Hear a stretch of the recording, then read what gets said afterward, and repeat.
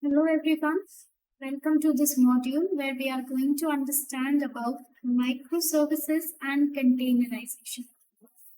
Both of these are really very important topics in the modern world because nowadays we are moving towards microservice architecture. So there are two types of software development techniques. Okay, one is monolith and another one is microservices. So what are these different techniques? What is containerization? All of this we are going to understand in this particular module. So what are we going to discuss? We are going to discuss about microservices first of all. Then we'll be understanding what is containerization and what are the services that support containerization on AWS. Microservices. As the name is suggesting, what we would try to do is, whenever we create any kind of application, we would try to break that application down into different microservices. For example, you have Netflix. So Netflix can be having different microservices. Like one microservice can be dedicated to user profiles. Other microservice can be using the having the logic for recommendation engine. The third microservice can be offering the services for orders or handling the orders. So these can be all different microservices for Netflix, not limited to this, but obviously more than this. So when we talk about microservices, if we are having different services, then how would they talk with each other? So they can talk with each other by the API calls. So they provide us with agility over here. Let's discuss this further. So microservices, will be talking about what are microservices, what are the characteristics of microservices, and what is the difference between the traditional monolith approach and the microservice approach. So it is a software architecture, or the way of creating the software where application is broken down into smaller independent services. So as I already told you with the example of Netflix, okay, one more example can be for e-commerce website, let's suppose. So we have different e-commerce websites like, we have Amazon, we have Flipkart, so many websites are there. So there also we can use this microservice architecture. So one microservice can be dedicated for handling the user profiles. Other one can be used for, taking up the orders. The third one can be used for maintaining the product catalog. Then what all other services are there nowadays? On Amazon we also have that mini TV. So that can also be added over here as a microservice. And all of these would be talking with each other with the help of APIs. So the internal communication is possible, but all of these would be the independent services. Now, what would be the advantage of this? So the advantage of this can be we are developing small. It means that we are building each functionality as independent service. So each service would be performing some specific function and it can be developed, deployed, scaled independently. If I think that number of users are increasing for me, then I just have to scale up this profile service. I do not have to worry about scaling up orders, products, or mini TV because they are independently running on their own. So I'll just scale up the profile service. If I have any bug into profile service, then it would just affect this profile service only. It will not be affecting our orders, products, or mini TV directly, right? So agility is also one of the criteria. We can make the changes, we can fix the bugs without affecting other services. The next thing is it allows us for greater flexibility. Obviously, it would be providing us with the flexibility, scalability, and resilience if compared with monolithic architecture. So what happens in monolith? Everything is packed into one single contained unit. So profile, order, product, mini TV, everything packed into one unit. So what would be the disadvantage of this? The disadvantage of this would be that if we want to make any small change, we have to redeploy the entire thing. And when there are the deployments into the company, okay, every employee is on to that. No, nothing should fail. We should not face any errors, or else the business will go down. So this is the traditional software development approach, where we have everything together like user interface, business logic, data storage, all of that is very tightly coupled with each other. So this approach is basically used, and it is good, the monolithic approach. Okay, it is good when you have a small or medium size application where the functionality is, less. It is not very complex. Because if we think about the monolithic, it is not all on the bad side. Okay, there is good side because it allows for easier development and deployment as well. However, if the application grows into size, then there comes the complexity. So monolith then becomes difficult to maintain, deploy, and scale. Okay. So one of the disadvantage, the major disadvantage that I would say is the example that I gave you just a few seconds before. That if any change is to be done in one component of the application, okay, suppose I want to change something in my profile, then I have to rebuild and redeploy the entire application. So this would be time consuming, and it would be increasing the risk of introducing bugs and errors. Additionally, scaling the individual component is also challenging, as resources must be allocated to the entire application rather than to a particular component.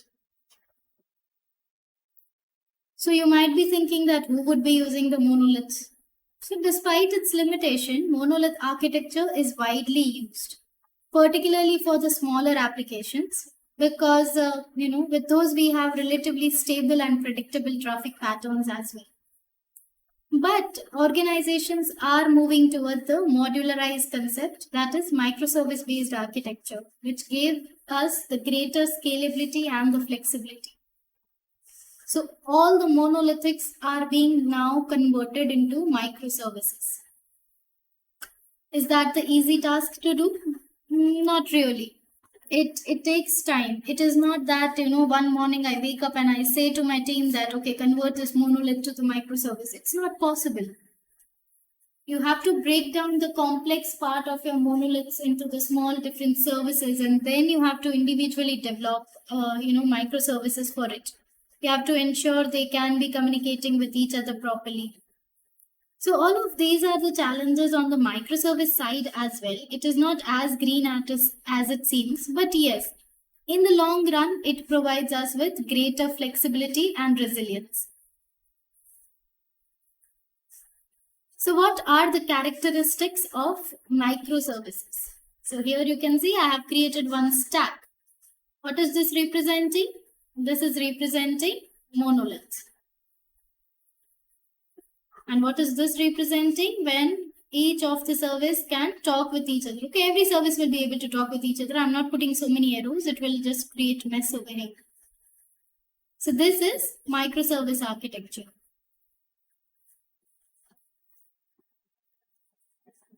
So the mentioned are the characteristics of microservices. The first characteristics say that the microservice is decentralized.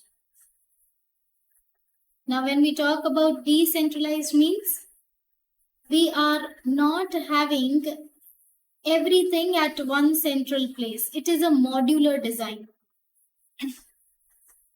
Okay.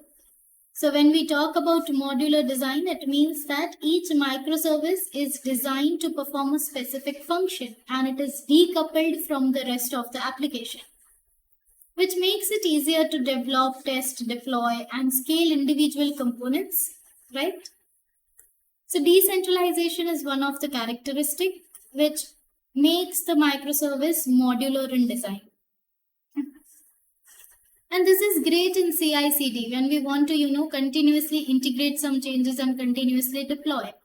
So if I'm using the CI/CD approach and, I have to develop small and I can deploy that small things again and again. So that will accelerate my time to market.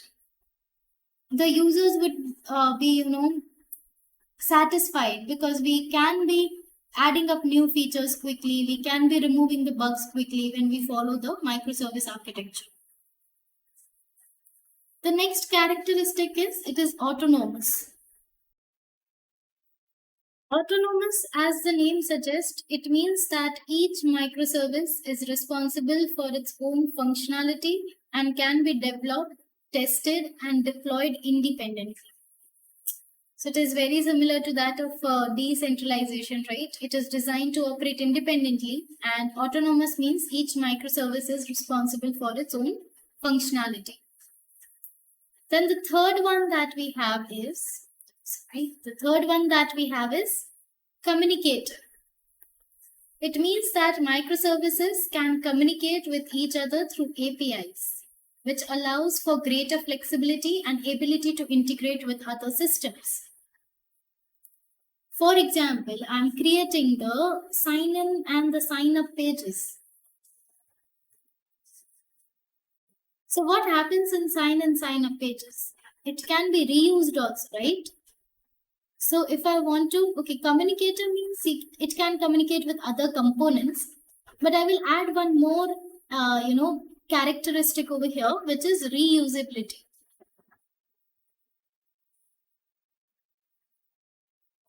So we are able to reuse the microservices because we have developed it into a small package. So it can be reused into other applications as well. The fourth characteristic that we have is flexibility.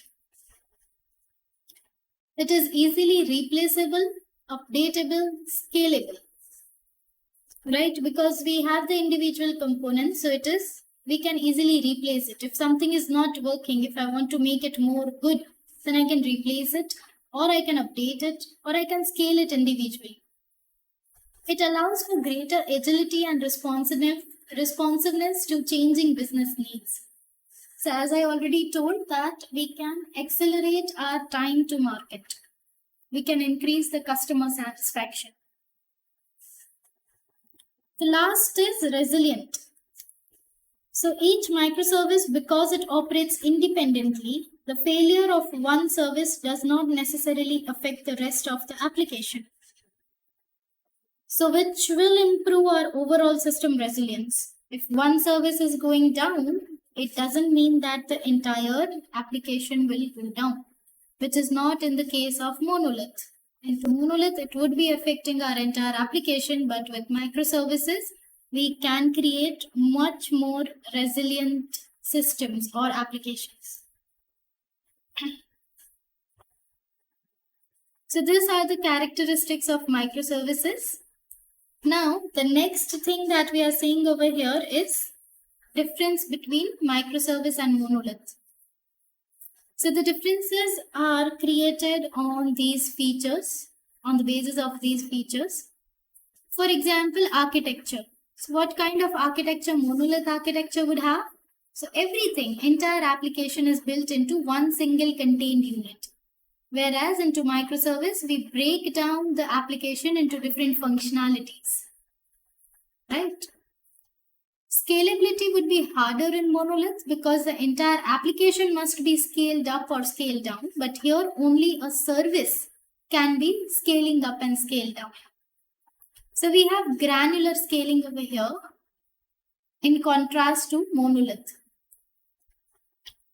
Deployment would be as a single unit because obviously the entire application is packed into one single unit. That's why it would be also deployed as a single unit.